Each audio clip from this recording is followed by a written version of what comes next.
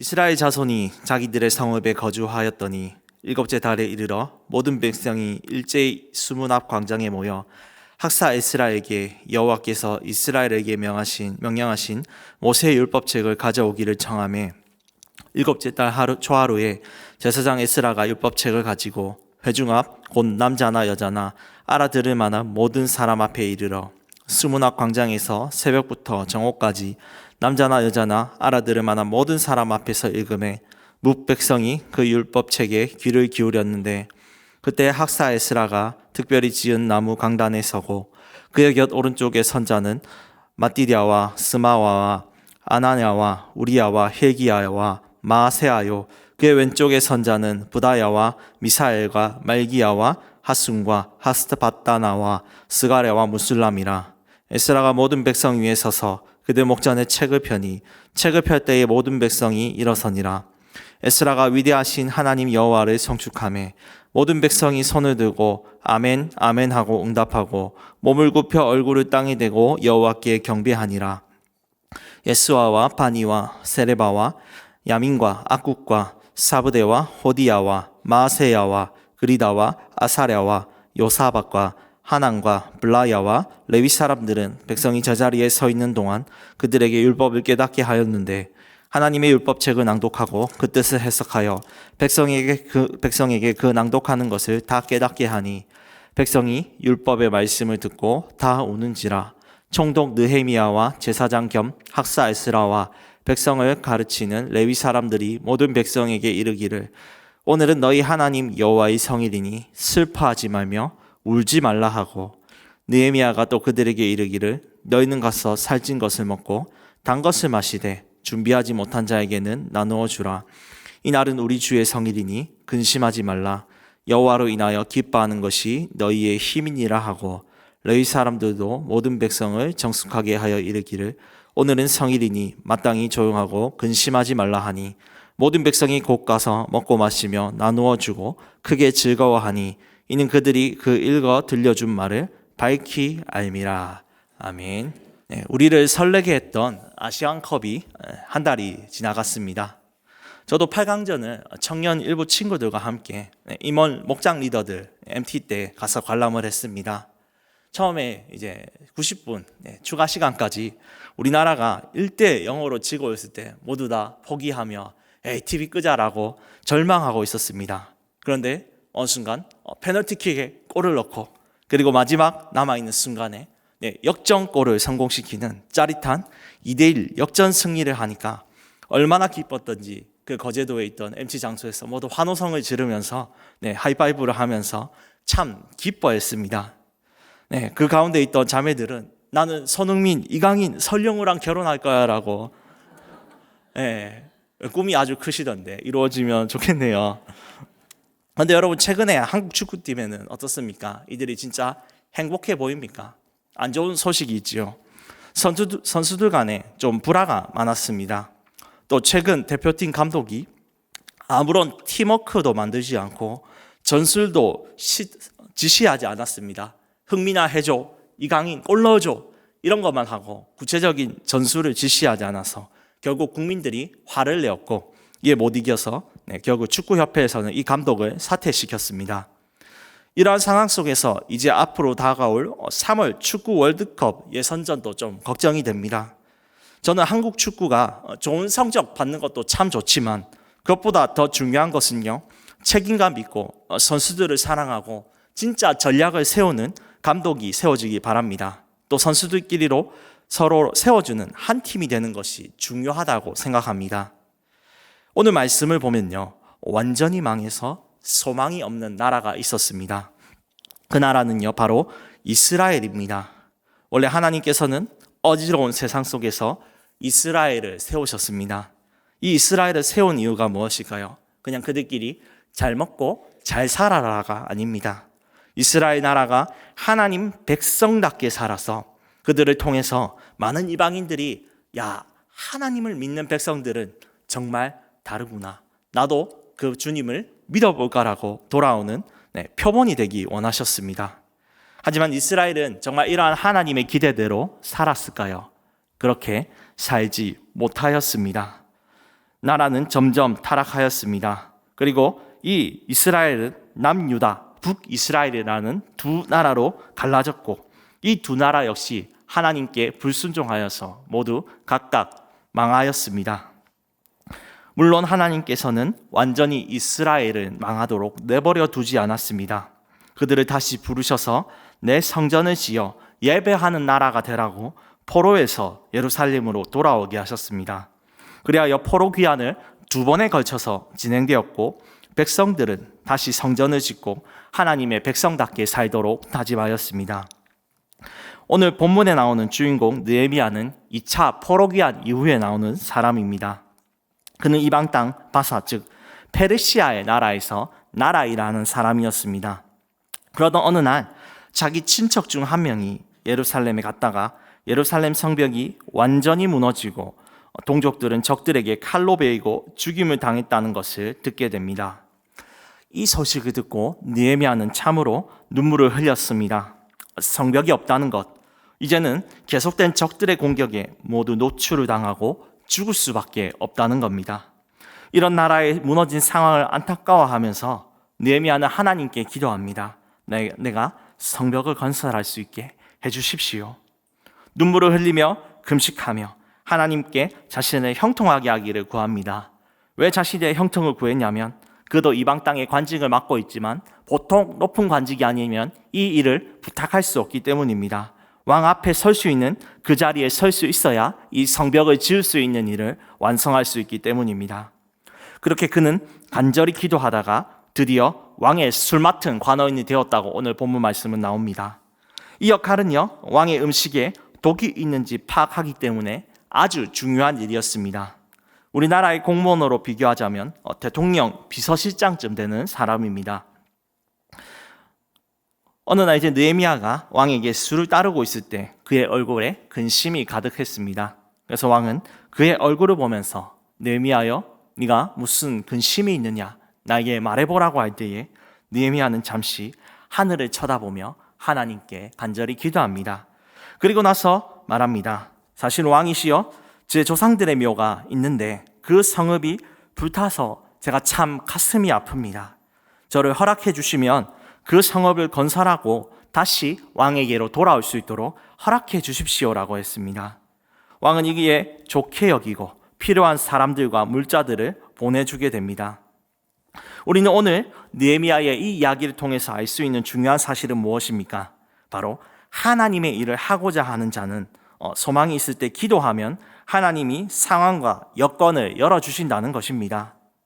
오늘 다시 본문을 보면 왕의 허락을 받고 느헤미야는 자기처럼 타국에 살지만 이스라엘로 돌아가고자 하는 5,000명의 백성들과 함께 예루살렘으로 돌아와 성벽 재건 공사를 시작합니다. 시작하면서 물론 어려움이 있었습니다. 산발랏, 도비야, 게셈이라는 이방 사람들이 이스라엘 사람들이 잘 되는 것을 가만 보지 못하고 방해했습니다. 왜냐하면 자기들이 이 이스라엘 땅을 지배하면서 세금과 막대한 부와 명예를 얻고 있었는데 이들이 성벽을 짓는다면 자기가 가지고 있는 기득권을 모두 빼앗기기 때문입니다. 그들은 느헤미야와 백성들의 마음을 꺾으려고 그들이 건물을 지을 때마다 조롱하고 괴롭혔습니다. 느헤미야 4장 3절에 보시면요, 그들은 이렇게 얘기합니다. 너희가 성벽 공사 아무리 해봐라 소용없다. 여우 한 마리가 거기 앉으면 바로 가라앉을 헛수고하는 거야 라고 조롱합니다. 여러분, 여우 한 마리 무게가 얼마나 될까요? 많아봐야 10kg가 되지 않을 것입니다. 그런데 이 10kg의 여우가 앉는다는 것은 바로 부실공사라고 조롱하고 있는 것이겠지요. 또 4장 8절에 보시면 이들은 이스라엘 백성들을 치고 혼란스럽게 하자고 꾀하며 성벽 공사를 아예 막으려고 하였습니다. 우리는 하나님의 선한 일을 할 때에 방해받을 수 있습니다. 사탄으로부터 또 주변의 가족과 또 외적인 상황으로부터 방해받을 수 있습니다. 옆에서 격려를 해도 걱정이 들기 마련인데 조롱과 방해를 받는다면 계속 그 하나님의 일을 하는 것은 쉽지 않을 것입니다. 그러나 여러분 기억하십시오. 우리가 알아야 될 사실은 이러한 영적 장애물에 우리가 꺾이면 안 된다는 사실입니다. 왜냐하면 하나님이 이 일을 원하시고 기뻐하시기 때문입니다. 그래서 우리는 하나님께 간절히 기도하고 서로 한마음이 되어 중보해야 되는 것입니다. 이처럼 느헤미야는 이들의 비방과 살해 위협에도 전혀 주눅들지 않았습니다. 그들의 조롱에 아무 대꾸도 하지 않았습니다. 보초병사를 세워서 적들의 침입에 지키게 하였습니다. 그리고 이 일이 52일이 지나고 나서 성벽은 완성되었습니다. 이는 백성들 모두가 자기 맡은 일에 최선을 다해 애쓴 결과겠죠. 하지만 무엇보다 이 성벽 공사를 가능하게 했던 것은 바로 하나님이 선한 일을 하는 백성들을 지키시고 힘주셨기 때문입니다. 성벽 재건의 큰 역사가 끝나고 오늘 본문 8장 1절을 보시면 느헤미야는 말씀학자 에스라와 함께 부흥회를 엽니다. 이 당시 백성들 모두가 성벽 공사를 하고 얼마나 진 빠지고 힘들었겠습니까? 그래서 이들에게 영적 양식을 말씀을 먹여서 힘을 주고자 했습니다. 오늘 이 집회 속에 나타난 이스라엘 백성들의 모습을 살피면서 우리가 하나님을 어떻게 기뻐할 수 있는지 살펴보겠습니다. 첫 번째인데요, 바로 우리가 첫 번째 말씀입니다. 함께 읽어보겠습니다. 말씀을 이스라엘 백성들은 수문학 광장에 모여서 말씀을 듣습니다. 본문 3, 4절 말씀을 보시면 남녀노소 모두가 새벽 6시부터 점심까지 그 말씀을 서서 들었다라고 합니다. 여러분, 최근에 1시간 넘는 집회 예배 말씀 들은 적이 최근에 언제이십니까? 네, 우리 올해 부흥회가 그랬죠.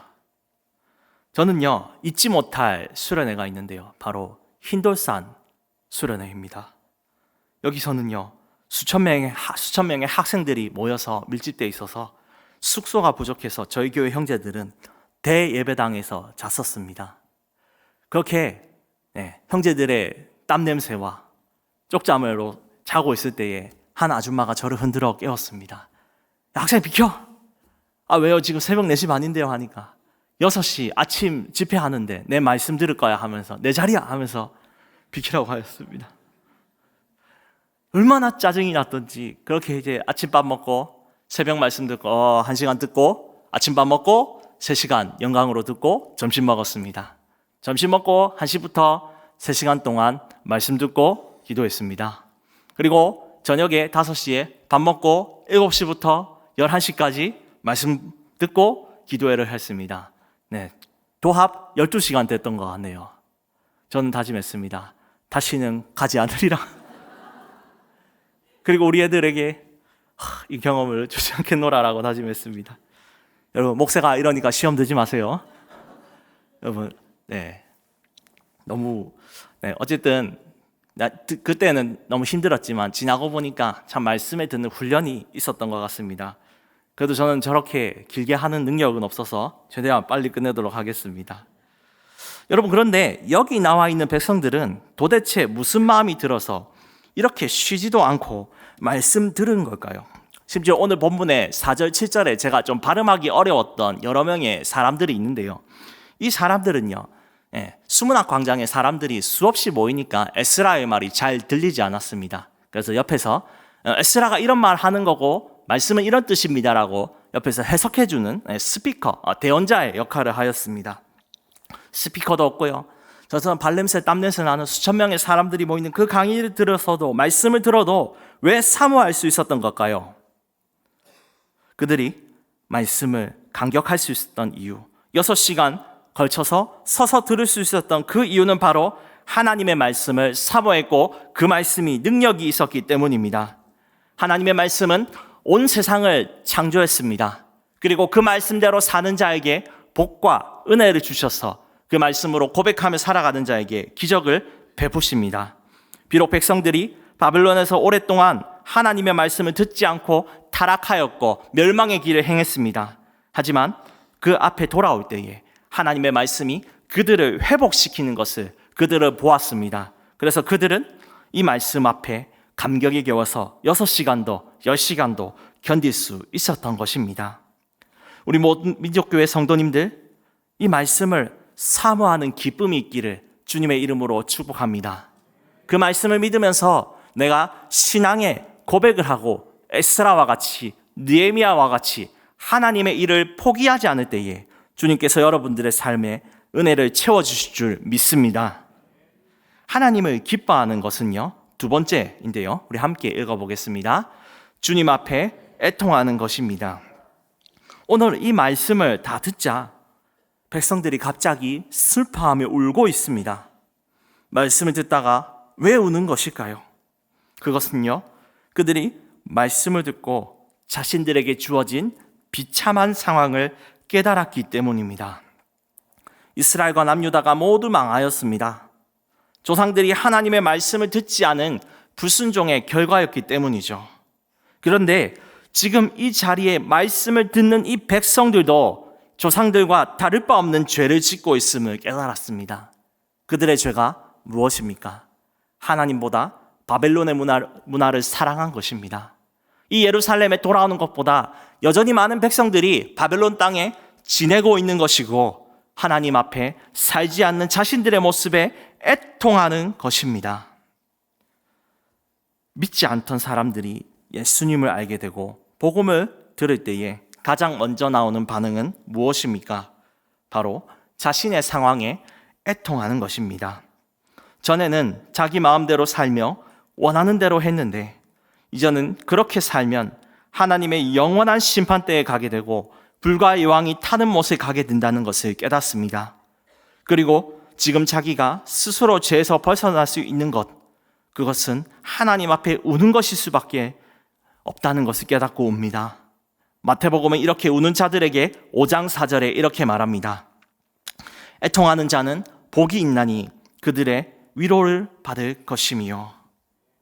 하나님의 은혜 없이 우리는 안 되는 자라고 깨닫고 주님 나를 불쌍히 여겨 주시옵소서 외치는 사람들은 구원을 받습니다. 위로를 얻습니다. 다윗의 자손 예수여 나를 구원하소서라고 했던 바디메오, 그 옷자락, 하나님의 능력을 믿고 예수님의 옷자락을 만졌던 그 여인은 위로를 얻었고 따라 내 믿음이 구원을 얻었느니라라고 예수님의 칭찬을 받았습니다. 성도 여러분, 이렇게 우리가 이 믿음의 사람들처럼 주님 앞에 우는 자들이 되기를 소망합니다. 우리가 진정으로 애통할 때에 주님은 우리를 위로하고 하나님을 기뻐하도록 하실 줄 믿습니다. 우리가 하나님을 기뻐하는 그 마지막 방법은요, 세 번째 함께 읽어보겠습니다. 함께 교제하는 것입니다. 백성들의 우는 모습을 보고 느헤미야와 에스라는 그들을 향해 이렇게 위로합니다. 느헤미야 8장 9절에서는 이렇게 말합니다. 오늘은 여호와의 성일이니 슬퍼하지 말며 울지 말라 하고. 본문 9절에 나오는 여호와의 성일은 나팔절이라고 합니다. 이 나팔절은 새해 첫날로서 이스라엘 백성들이 하나님 백성대로 살자고 다짐하는 축제의 날입니다. 한편 백성들의 우는 모습을 보면서 느헤미야와 에스라는 참으로 기뻤을 것입니다. 왜냐하면 이제야 외적인 성벽이 완성되고 또 내적 성벽인 회개와 애통이 시작되기 때문입니다. 하지만 그들이 울고만 있으면 아무것도 할 수 없습니다. 왜냐하면 이제 울음을 그치고 새로운 마음으로 여호와를 기뻐하며 살아야 본격적인 일을 할 수 있기 때문이죠. 느헤미야는 백성들에게 울음을 그치고 10절 말씀에 이렇게 하라고 합니다. 살찐 것, 단 것을 마시라. 이는 백성들이 말씀을 듣고 이제 가정별로 돌아가서 함께 식사를 하면서 이 기쁨을 나누고 교제하라는 의미입니다. 어떤 사람과 식사하는 것은요, 단순히 밥만 먹는 것이 아닙니다. 그 사람에 대해서 알고 함께 마음을 나누는 것을 포함합니다. 예수님이 부활하신 후에 제자들이 물고기를 잡을 때 주님은 떡과 고기를 구우시면서 그들과 식사하셨습니다. 그리고 예수님을 3번이나 부인한 베드로, 자신에게 얼마나 실망했겠습니까? 그때 베드로에게 예수님은 3번이나 이렇게 말씀하십니다. 요한의 아들 시몬아, 내가 이 사람들보다 나를 사랑하느냐? 그렇게 주님이 3번 물어볼 때에 베드로는 자신의 부끄러운 모습을 회개하고 말합니다. 주님, 내가 주님을 사랑하는 줄 주께서 아시나이다. 예수님께서 만약 식사 안 하시고 야구 몽둥이 드시면서 너 왜 내 부인했니 하면서 때리셨다면 위대한 베드로는 태어나지 않았을 것입니다. 그러나 주님께서 함께 식사하면서 정말 나 사랑하냐고 다시 신앙 고백을 물어볼 때에 베드로는 다시 고백하며 위대한 사도가 되었습니다. 또 오늘 본문에서 느헤미야는 음식을 준비하지 못한 자에게 나누어 주라고 합니다. 음식을 준비하지 못하는 사람들은 어떤 자입니까? 이 당시에 나그네, 과부와 같은 자들입니다. 이들에게까지 나누어 주는 것이야말로 이스라엘 공동체가 함께 누려야 할 기쁨입니다. 하나님이 함께 하길 원하고 또 그들에게 기쁨을 주셨기 때문에 소외된 자들이 이스라엘에 없어야 되는 것이죠. 이에 백성들은 느헤미야의 말을 듣고 12절 말씀처럼 하나님의 말씀을 따라 먹고 마시고 하나로 교제하였다고 합니다. 초대교회에서는요, 성령으로 충만할 때 그들은 하나가 되기 위해 식사와 교제를 했습니다. 사도행전 2장 42절에는 이렇게 말합니다. 그들이 사도의 가르침을 받아 서로 교제하고 떡을 떼며 오로지 기도하기를 힘쓰니라. 여러분, 이 말씀을 믿으며 우리 성도의 교제가 넘칠 때에 하나님을 기뻐하는 우리 모든 민족 교회가 될 줄 믿습니다. 특별히 우리의 구역 모임은 어떻습니까? 하나님의 말씀 앞에 기뻐하는 공동체가 되고 있습니까? 한 주 주일 전하셨던 우리 담임 목사님의 말씀 앞에 우리가 진지하게 씨름하면서 이 말씀대로 살았는지 먼저 돌아보기를 바랍니다.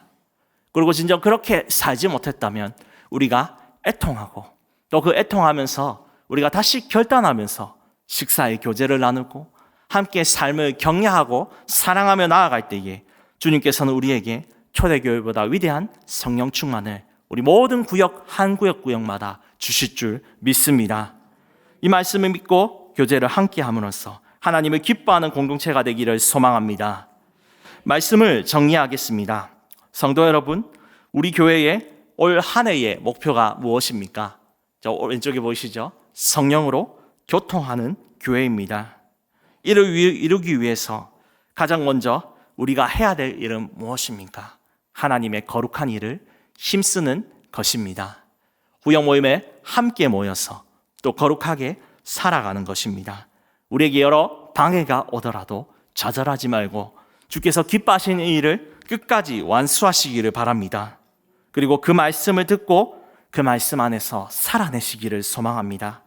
또 이 말씀을 바라보며 내가 그렇게 살지 못하는 것을 애통하고 회개할 때에 주님의 위로가 우리 안에 있을 줄 믿습니다. 또 형제 자매들과 진실한 교제로 구역 모임 가운데 성교의 모임 가운데 나아갈 때 하나님 나라의 기쁨이 우리 안에 있게 될 줄 믿습니다.